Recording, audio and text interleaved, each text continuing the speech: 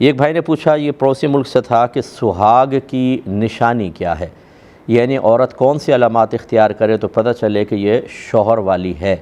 کہتے ہیں ہمارے یہاں تو ناک میں بندیا یا ہاتھ میں چوڑیاں، گلے میں منگل سوتر، یہ جو ان کے ہاں معروف ہے، اور پیر میں پائل وغیرہ پہنتے ہیں۔ اگر کوئی عورت نہ پہنے تو بڑی بوڑھیاں کہتی ہیں کہ پہنو، یہ سہاگ کی نشانی ہے، کیا حکم شرع ہوگا؟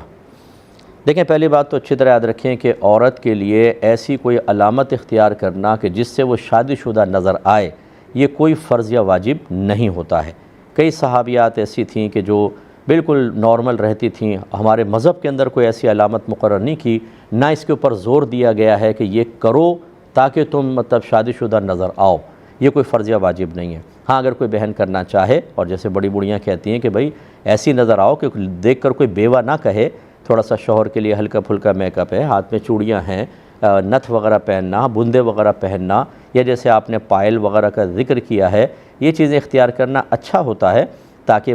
ایک